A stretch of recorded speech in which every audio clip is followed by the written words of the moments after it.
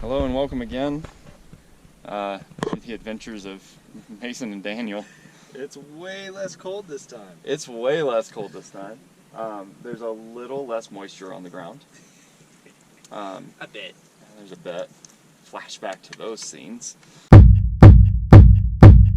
And this time we have both of the pups with us. We're going to be going on a little bit of a loop hike. 3 days, 2 nights in the Lost Creek Wilderness, and we'll talk about the exact trails as we get on them. But total around 27 miles. We haven't really talked about how far we want to go today. First real water chance is about 7 or so miles in, and then the next is about 10. So after we get to 7, we can really do whatever we want. And the plan is to be about 6.5 miles out for Friday. Or no, Saturday, to get back out. It is July 4th today, so happy Independence Day. Happy Freedom Day. Happy Freedom Day, whatever other name you'd like to call it. The damn red coat. Hey, I work with some Brits. Though the Women's World Cup, we did we did take care of them yesterday. So so that gives you a little bit of a timeline of where we are. Yeah, we're gonna jump on the trail and just see how we go. We have about 1.5 miles before we get to the wilderness boundary, because we will be in the Lost Creek Wilderness. And I've been here before. The Wigwam Trail with Riker. That was my first solo trip, actually. A little different trip this time, being that we're gonna go about 9 times the mileage. I don't know, it's like 4 times the mileage, so I was only counting one way. Yeah, so we'll see how we go. Let's see. We're here. So what we're gonna do is hike up this trail here, and at the junction, this side goes the Brookside McCurdy, and this is Payne Creek. We're gonna go Brookside McCurdy. This is the first water availability, and this is the second water availability. So we'll see how we go. We think we'll probably get here, and then tomorrow we'll end up somewhere along the Payne Creek Trail, and then we'll find a good place to camp on the Payne Creek Trail, and then be able to get back out pretty quick. So yeah, 1.8 in, and we've just gotten to the sign for the intersection of the 2 trails where we're going to be going out and back. We're going to go out on the Brookside McCurdy Trail, 607, and we'll be coming back on that Payne Gulch Trail. So we're still under 3 miles, right? 2.5. 2.5 miles in, so we're stopping frequently just to kind of catch our breath, and honestly the dogs aren't going that fast either, so. He's got these little legs. He does have these little legs. His teeny tiny legs. He's also an old man dog. Yeah. 14 in August. Not bad for 91, bud. Not bad. Doing 27 miles in 3 days. And What do we think? I haven't started carrying him yeah, we'll see. We'll see. He might be on the front pack before long.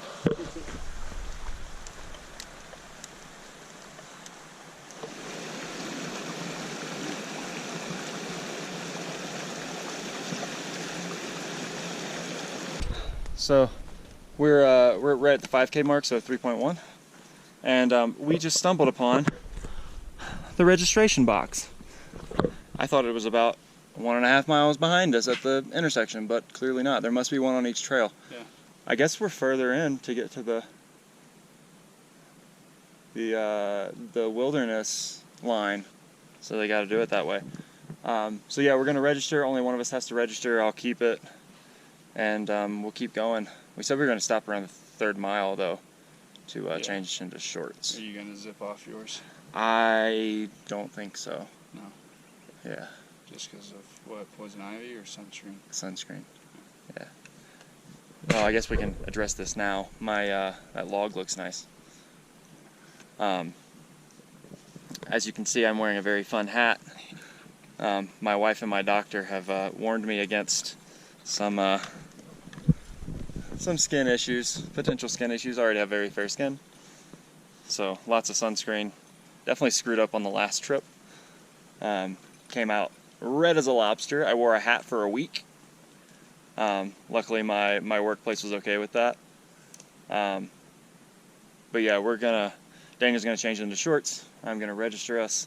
We'll have a little bit of water. We'll probably give a little bit of water to the dogs and keep going.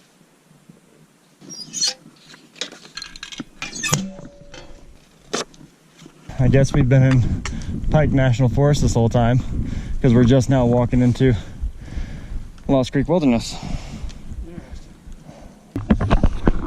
Daniel's already getting eaten up by mosquitoes. Sheesh. Maybe you do need that 100% DEET. Yeah. So it's been a little while since I checked in. We stopped for lunch for a little while. Had a good lunch. We've been cruising now for the last 20 minutes or so. Lots of flies. There are lots of flies. I didn't realize Colorado had this many insects, honestly. But yeah, so we're coming to a switchback. What do you think? 1.25 miles or so to get to Craig Park, Craig Meadow, Craig Creek, whatever. But Craig, there's the Craig reference again. And on the switchback, we turned around, and real tiny there in the center of the frame is Bailey, which is the town where we started. So that gives you an idea of how far we've come and how much elevation we've gained. Daniel says it's 2,900 feet. Sounds about right. That puts us about 10.8 or so. So we're gonna cross-check our Garmins and see which one has more, and that's probably the one we're gonna tell you. But yeah, we're gonna go up this way. Where the hell are these flies coming from? Everywhere. But we'll check back in whenever we stop again. So we've made it to the meadow. There are endless views here. I think Daniel would agree with that. Yep. So we're really just kind of resting. We're not positive if we're gonna keep going or not. We're both currently filtering water because we were super low. I think Daniel was completely out. I had maybe half a liter between all my bottles. How's that? Speaking of, you got a metal carabiner handy? I'm using the Sawyer Mini. So it's just squeeze. I'm not even squeezing right now. Hey Vino, don't do that. Or okay, fine. It just gets real deep. Like where we crossed, it's 3 or 4 feet deep. Yeah, because I was trying to put my pole down to stabilize, and then I really just didn't worry about it. So I'm letting my bottle just slowly fill up. It's about there. And Daniel's got the MSR, what is it? I don't know what it's called. This guy. It's that guy. He pumps. So he just drops a tube down. And so that bottom has like the initial filter to filter out all the gunk, like the general dirt and gunk, right? That's impressive. I've not done that with the Sawyer. Not saying it couldn't be done, but who knows.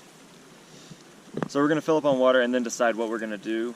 We're at least gonna get over and find the trail, I think, because the trail through here is marked with cairns and some posts, and we'll just kind of figure it out from there. So.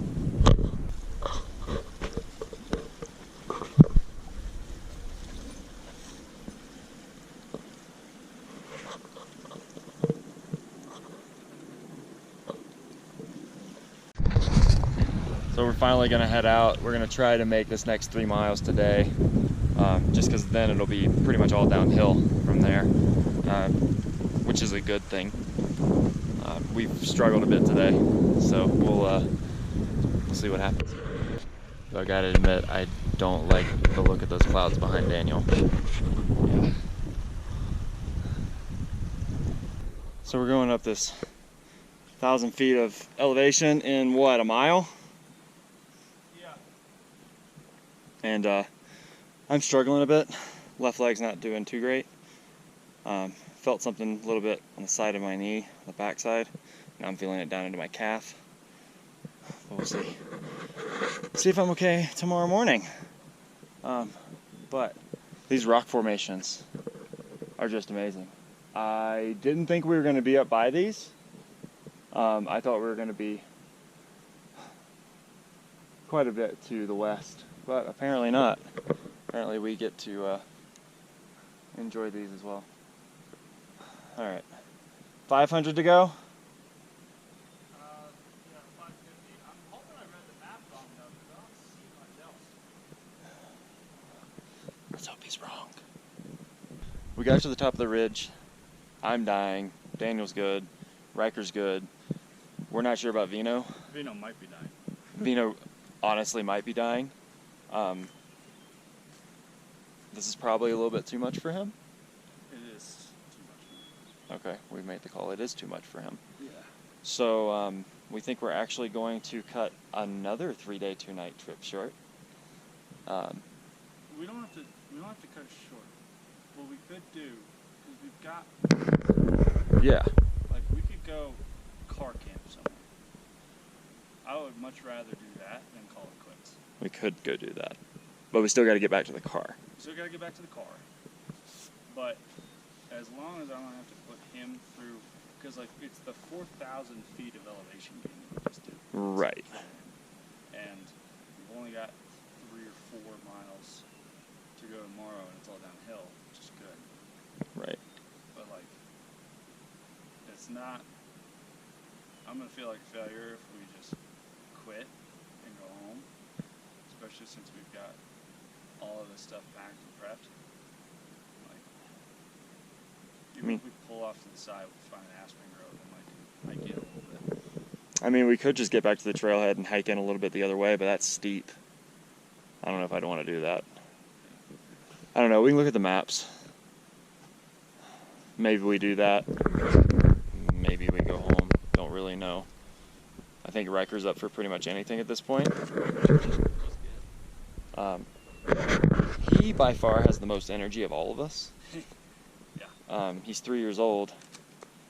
But during all those, with all the blowdowns, so it was 1,000 feet of elevation gain just now. But it wasn't just 1,000 feet of elevation gain over 1.5 miles. It was squirrely. It was an obstacle course for 1.5 miles uphill. Yeah. I mean, that wouldn't be any more fun going downhill. No. The other option is to go back. What? Go back halfway tomorrow. So where? If you can't do this much, like the only incline from here on out would be getting back up the meadow.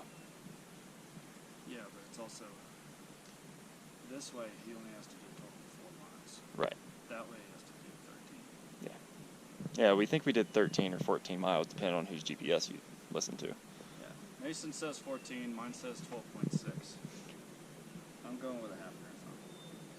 Yeah, it's at least 13 with all the wandering we've done. But we've come off the trail a little bit. We just missed a thunderstorm. Yeah. So it skirted us. We got a little bit of mist, but not too bad. And so we got to the top of the ridge. It's probably been the best here as far as I don't know, insects go. The flies have been horrendous. Before the meadow, the flies were terrible, and then after, yeah, he sees it as a toy. And then after, it's been all mosquitoes.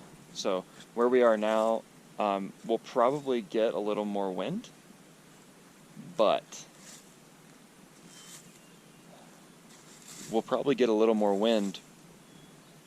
that also will blow the bugs off of us. So it'll be cooler, which I don't think either one of us is too, like, worried about right now. No. I and got so, a puffy jacket as well, so. yeah, I've got mine too. I've got my down jacket. I don't ever go on a trip in the Rockies without it. It doesn't make any sense because you don't know what's going to happen. Especially with how compressible that Patagonia nanopod, like, it stuffs into its own chest pocket. Mm-hmm. It's like, you got no excuse. Same. Yeah. Same. It even has a little tab to hook it on the outside of your back if you can't fit it inside. Anyway, we both got jackets, so we're good. Riker's got his jacket. Plus we got some pad. And if we really need to keep warm, we have bourbon. I'm not going to put that part in. So we've pretty much got everything set up now. Got our lights out, even though we probably have another hour. We might have an hour and a half until it's fully dark. But it's already kind of getting dark in here, and the bugs are out. My bug net is up. Daniel's shelter is up. My bug net's up. His bug net, the one that he brought with him, is up. As you can see, that does not include a bug net. You're looped around your. That is his bug net. The nice DEET 30% DEET wipes. So yeah, I threw on the rain jacket as kind of just a bit of a windbreaker. The wind's not really blowing, but it is cooling off pretty quickly. So that's going to be interesting. So we'll see. Riker's gonna be in the hammock with me because mosquitoes. And that's about it. I think we're about to get a little more organized here. I want to make sure my bag is at least somewhat under the tarp. It's not going to be fully protected, but at least get it close. That way it doesn't just get totally wet. And then I think we may try to eat dinner, though I don't know that I actually want to eat dinner. So there's that. But we'll see. So we're going to try to light this the manly way. But neither of us has actually done this. So we'll see if it works. I'm going to let Mason take this one. Yeah. Daniel's like, I haven't done that either.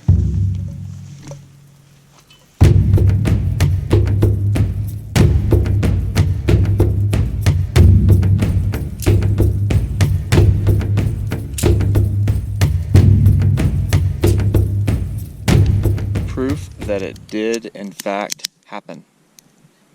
Eventually. It just took forever.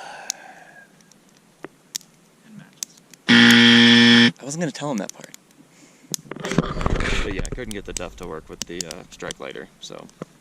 Yep, matches. The other tried was flint and steel with the cotton ball. I did do that. You did. Yes.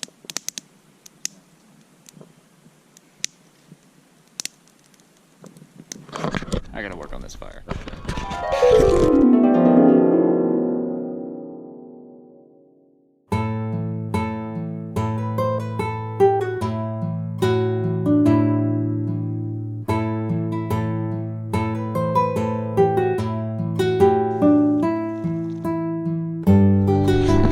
How was the night? It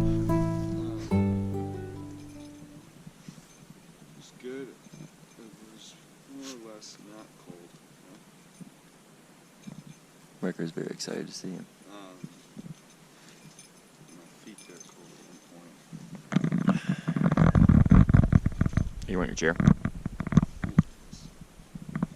then it was just different sleeping with Dino. Yeah. I've done that before. Really? Riker did not like the hammock last night. Yeah. Yeah. I tried it for like 2.5 or 3 hours. Didn't last. He was whining, so I was like, okay, fine.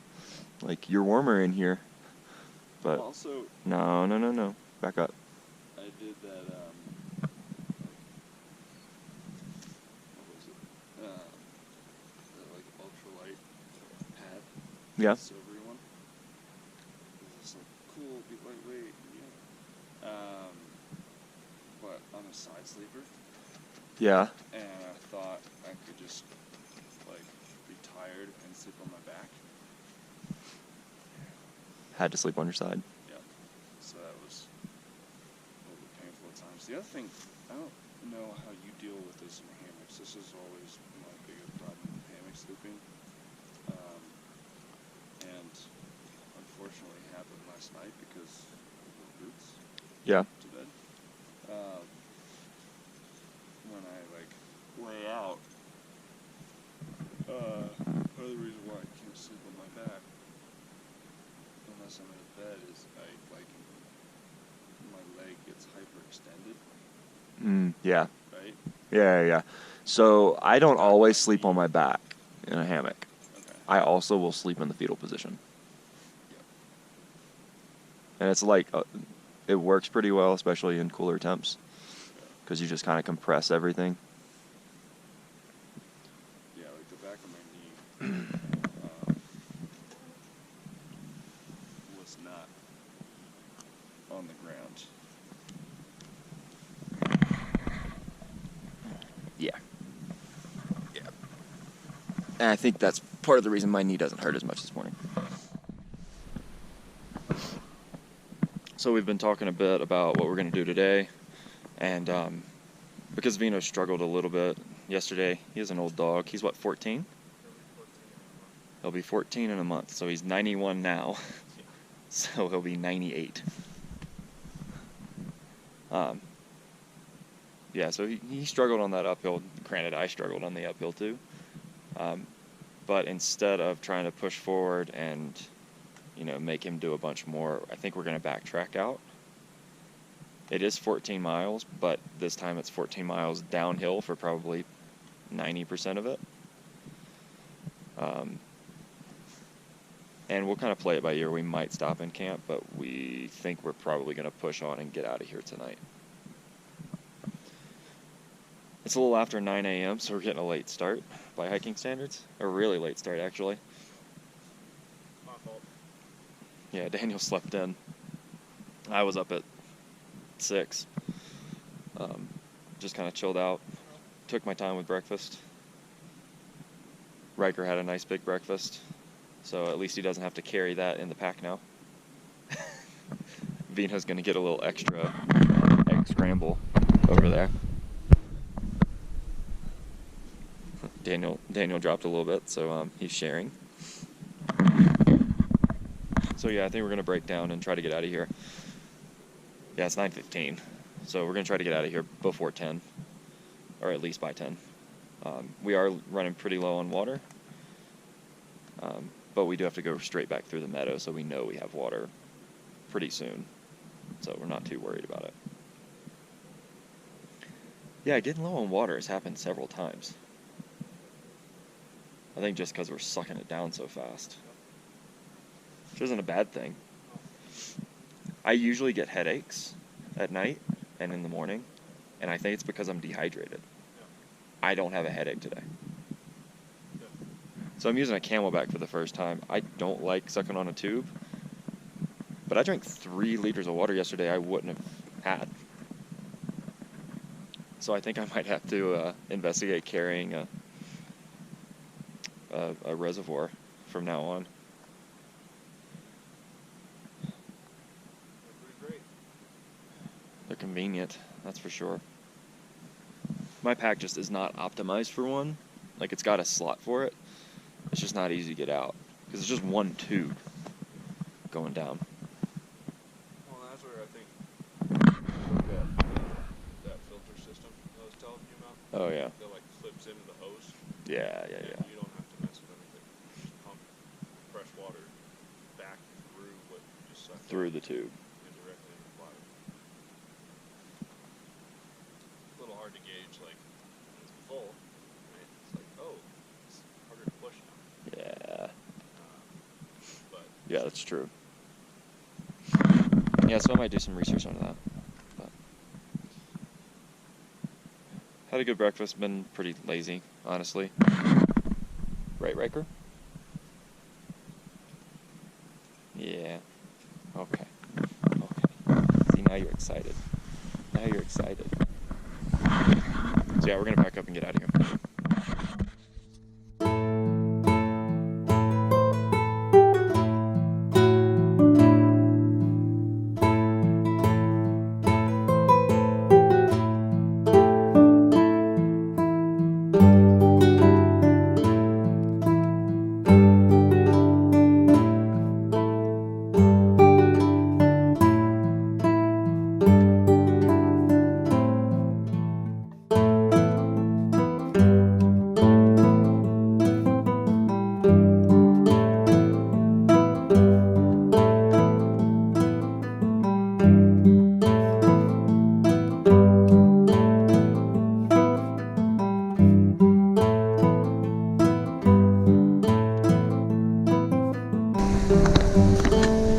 some people cross there. We're gonna step down here. Good boy.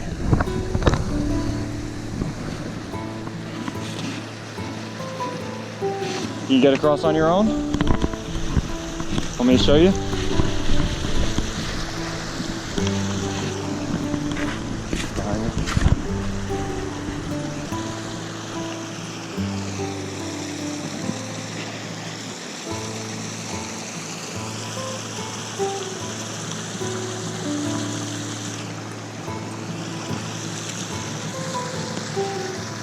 All right, buddy, go. There it is.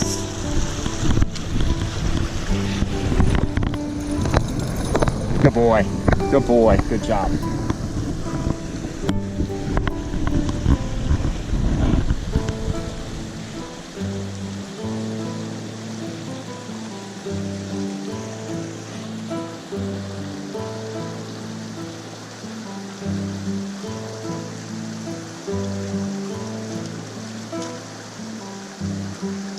You're a trooper, Vino. Good job, bud.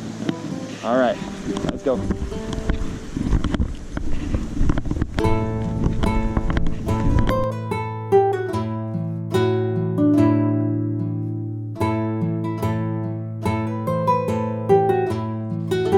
So, taking a little bit of a break, short one. We're gonna get going pretty soon. But we're back at the Payne Gulch Trail in Brookside, McCurdy Junction. This is where we would have come back had we completed the loop, but that did not happen this trip. We'll see about next time. We're gonna get to the car. It's like 1.5 miles. Is it? Something like that. I have us at 9.3 right now. I think we're gonna get different readings on the GPS. Yeah. Maybe we were just way off yesterday. Maybe going slower makes it tick more. That's messed up. And wrong. Yeah. Though I definitely think we burned more calories yesterday. Yeah. So. Yeah, I burned 4,000. Yeah. You don't have that many to burn in the first place. But Riker is just about done. He's getting tired. It's day 2. We were supposed to do 3 days. Ain't gonna happen. Until next time.